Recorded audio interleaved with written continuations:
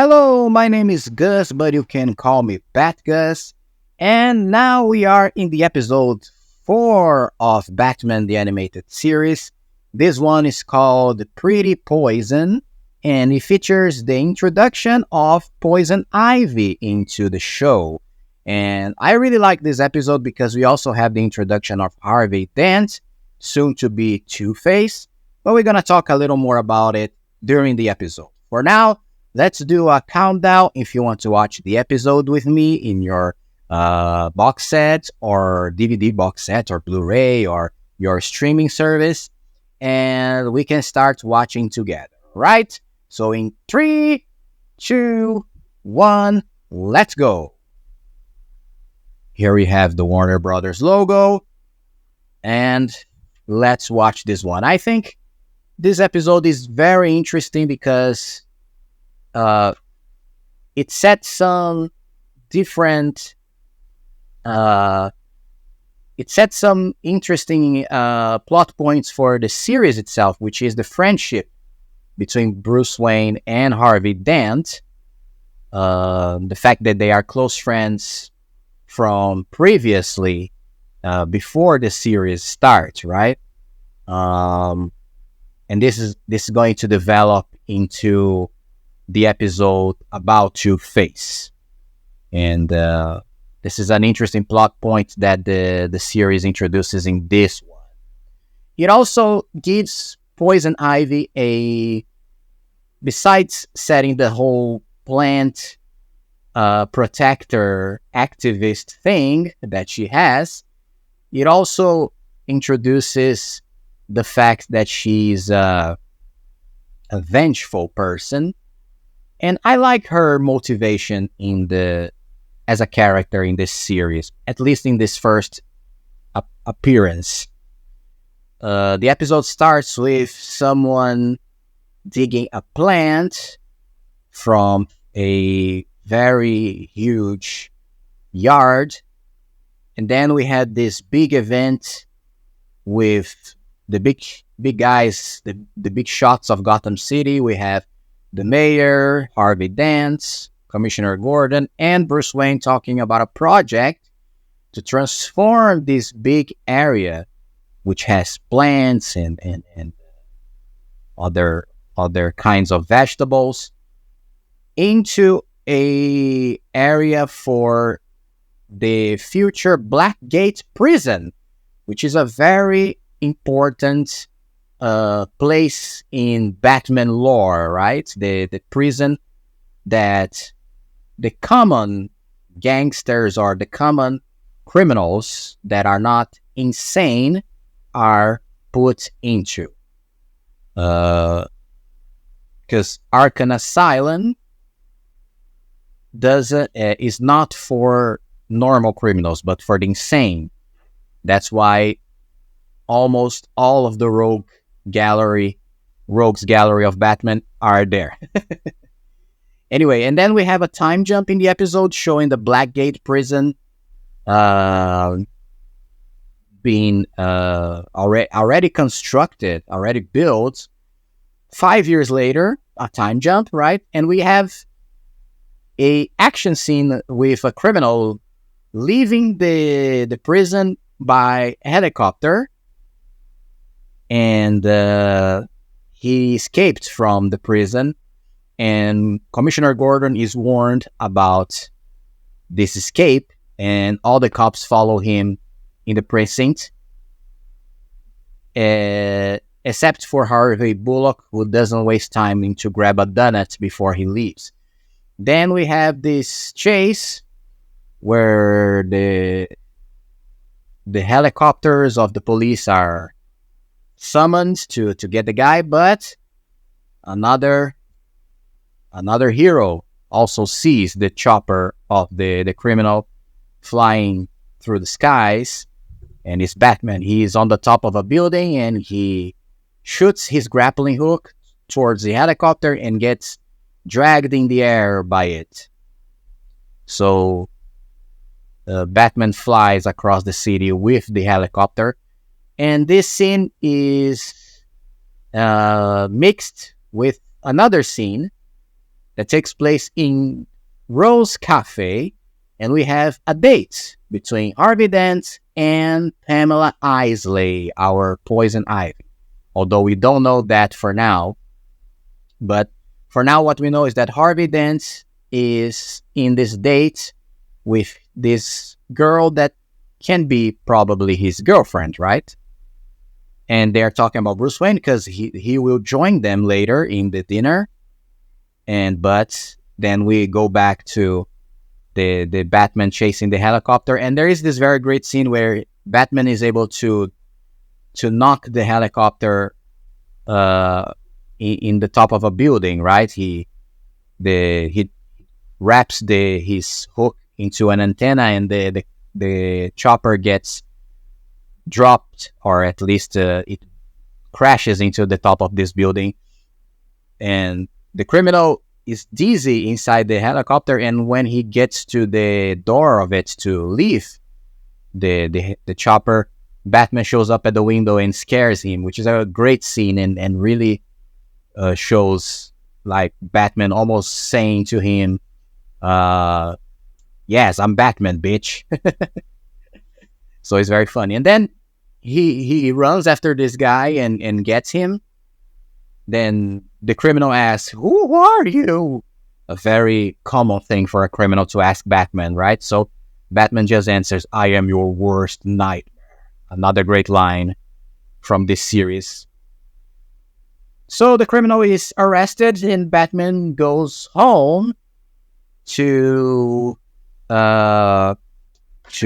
change into Bruce Wayne and leave as soon as possible because he's late for his date with Harvey and Pamela, which is kind of weird, right? Because I mean, unless Harvey wants to really introduce Pamela to him, it's a weird thing for him to join them in a dinner. But anyway, he does that.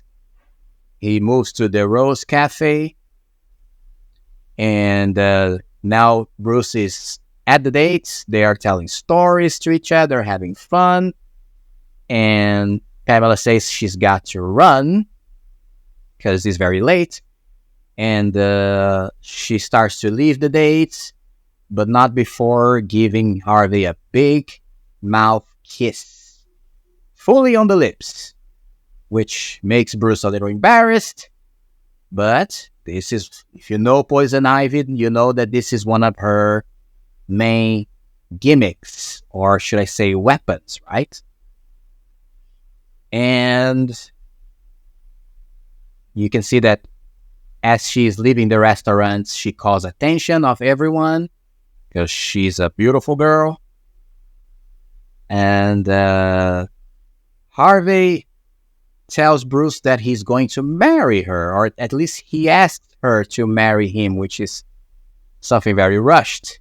And Bruce is like, what are you thinking about? What are you doing? But anyway, Harvey starts to feel hot, and he starts to sweat a lot, which is the effect of the kiss. And suddenly he faints all over the cake. And Bruce thinks this is a joke at first, but not. He really fainted. He really lost consciousness. And we cut to the hospital where Harvey he's taken in an ambulance because something happened to him. Something was done to him, right? And we still don't know. This is part of the mystery of this episode. What happened to him?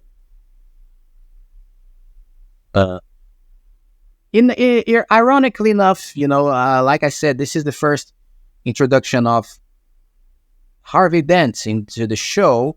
I mean, we saw him in the first episode, of course, on Leather Wings, but very briefly, and there was not many things we could gather from his appearance. But now we actually know him a little better. But unfortunately and ironically, this is the first and sorry, this is the only episode that we actually get to meet him before he turns into Two-Face.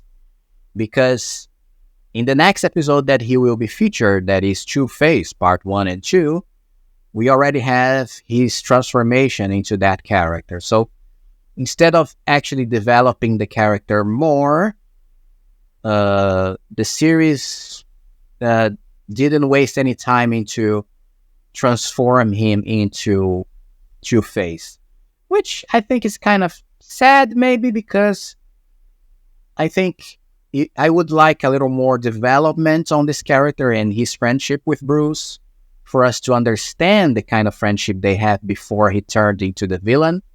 But anyway, that didn't happen. And then going back to the story, Bruce, Commissioner Gordon, and everybody is let know by the doctors that Harvey was poisoned.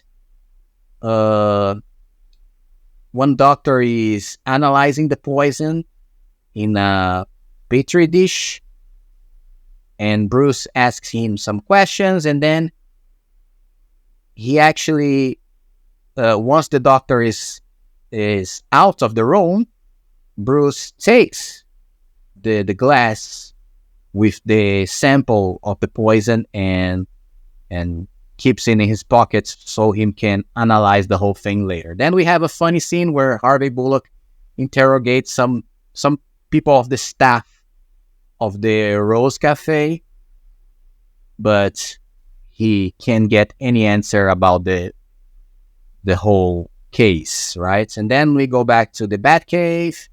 Batman is isolating the poison in the sample using the Bat computer. Only now I realize how much Batman uses the Bat computer in the series to analyze,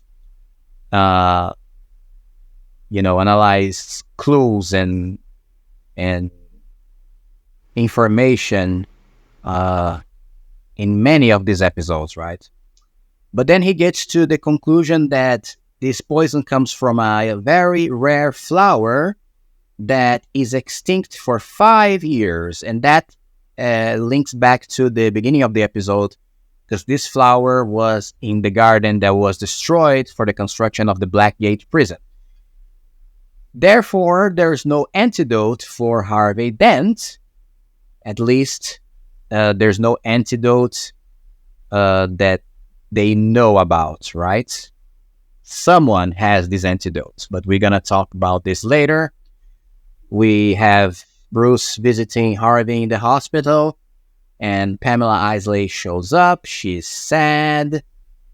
She wants to enter the Harvey's bedroom to see him, but he's in coma. Bruce walks her back to her car, and they talk a little.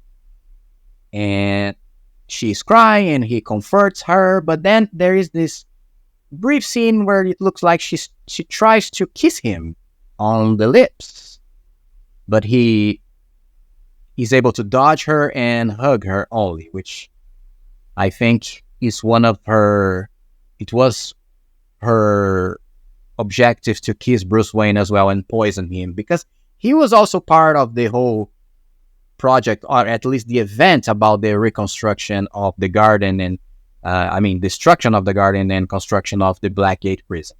Anyway, then this is the first tip that Bruce Wayne gets in order to suspect on Pamela Isley and her intentions.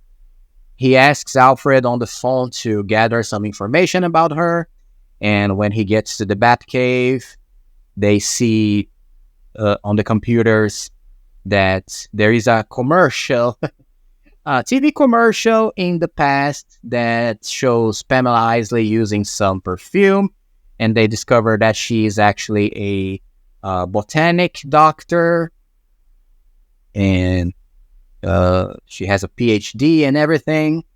Batman suits up, and he goes to the place where we're going to have the climax of the episode with Poison Ivy. And this place is a huge yard, a huge garden, should I say, inside a house. So it's a house garden, I guess. I'm not sure if this is the real name in English, but anyway. And once he gets there, he is able to see Pamela Isley working on her flowers through a glass on the ceiling. He spies on her, and she talks to the plants, right? He says that she, the flower, did a great job today, which proves that she's talking about Harvey Dent being poisoned. And then she puts a music and moves behind a wall to change clothes, because she probably knows she will have a visitor soon enough. Batman enters this house garden and he falls into a trap. There is this huge plant with a lot of spikes that he almost falls upon, but he's able to grab onto a rope that is also a flower, actually. And many of these flowers start to wrap around him, and they drag him across the floor. It's a great scene. And we see a huge carnivorous flower that will eat him.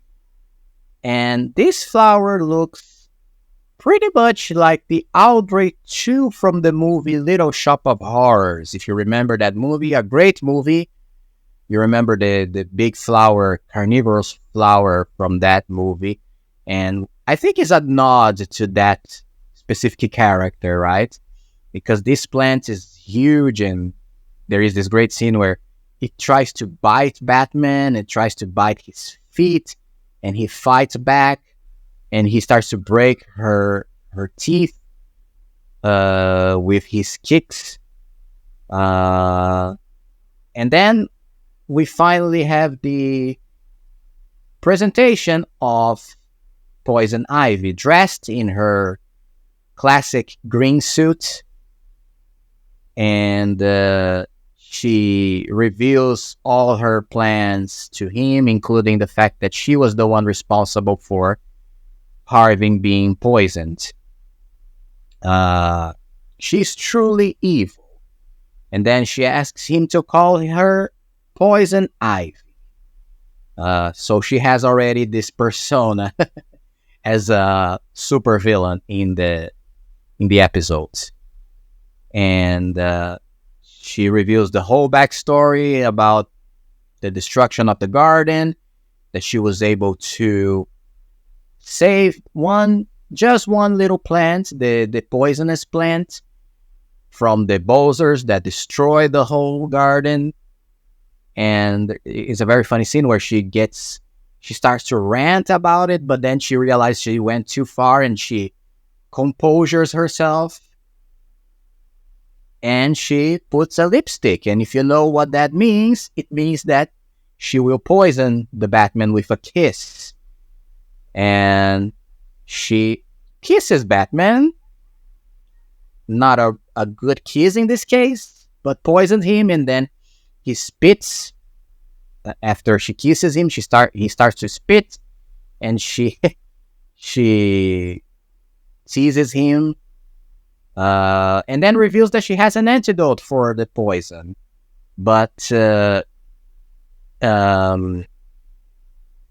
how she will not give him, of course, the antidote, right? I think it's strange, the fact that she has an antidote. If she wants to really kill Harvey and Batman, why would she have an antidote so close to her? I guess it's a plot hole. But again, you must remember that Poison Ivy was not exactly supernatural in this first episodes, at least in this first incarnation of Batman the Animated Series. In the second incarnation, that is Batman the New Animated Series, she started to have a green skin, a green color skin. and that represented the fact that she had the superpowers related to flowers. But that is not here. I guess in this first incarnation of the series, like I said, she's just a human who is a botanic doctor and plays with the chemistry of the plants. But later she transforms into something different. And then we have a fight between her and Batman. She has this kind of bow and arrow in her glove that I think is really cool. And then Batman, he pushes these huge lights that are on top of the structure of the building, and the lights fall over the plants and causes a fire, and the fire spreads, and the whole thing becomes a huge mayhem. There's a lot of fires, a lot of scenes with fire in this show, like I said in some of the previous episodes. Explosions and fire are the main thing in these episodes. Batman almost falls again into the trap of Poison Ivy. There's fire all around. She's going to kill him, but then he has what in his hands? The flower, the almost extinct flower that she loves too much. And he says he's going to throw it into the fire if she doesn't give him the antidote. So they make this change, and he gives her back the flower. Then they escape from the fire. And I don't know why, but Poison Ivy doesn't fight back anymore. She surrenders. And we will see that she will get arrested and placed into Arkham Asylum, because there is the place for the insane people like her. Or for the supervillains, actually. Right? Then we have the final visits of Bruce Wayne in the hospital. He explains everything about Pamela Isley to Harvey. We get a glimpse of this whole friendship thing again. And then we have the final scene. Oh, it's not on Arkham Asylum. She's in Blackgate Prison. I forgot about that. So she's placed on Blackgate Prison because, again, she's not... Well, she should be in Arkham Asylum, right? She's an insane person, but... I guess they changed that later. I guess they put her on Blackgate Prison in this scene, at least in the end of this episode, to make a link back to the beginning of the episode. I forgot about that completely. Because in the future episodes, she will be on Arkham Asylum. In fact, she'll famously be part of the inmates on Arkham Asylum in the future. So that's why I mixed the whole thing. But anyway, she's imprisoned with her flower, and she has a little bit of company there. But anyway, this is it, guys, for today. Thank you so much. If you are liking this content, these commentaries about Batman the Animated Series, don't forget to subscribe. See you in the next episode, and bye-bye.